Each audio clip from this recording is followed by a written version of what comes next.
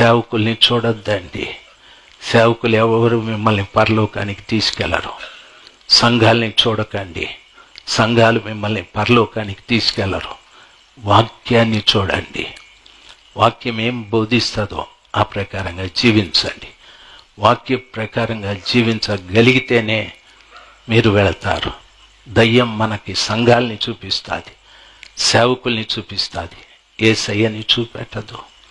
యేసయ్యకి ఇష్టమైంది వాక్యానుసారంగా జీవించేవారే. కాబట్టి వాక్యం చూడండి, వాక్యానుసారంగా చూడండి, నడవండి.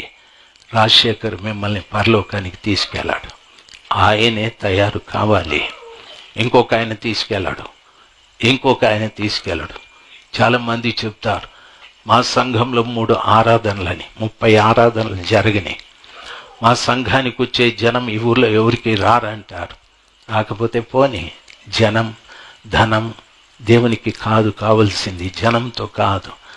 ఆ విడిది గదిలో పెళ్లి కుమార్తె ఎవరు అని చూస్తాడు, జనం కాదు. పెళ్లి కుమార్తె ఎవరైనా చూస్తాడు. ధైర్యంగా నువ్వు చెప్పాలి, నేనే ఆ పెళ్లి కుమార్తె. ఆయన కోరుకున్న మార్పు నా జీవితంలో జరిగాది. నేనే పెళ్లి కుమార్తె. ఆ మార్పు కలిగి 4వ జాములో నేను కనిపెడుతూ ఉంటా, ఆ యేసు రావాలి, నన్ను తీసుకెళ్ళాలి అనే మంచి ఆలోచనతో ఈరోజు నుండి మీరందరూ జీవింతురుగాక.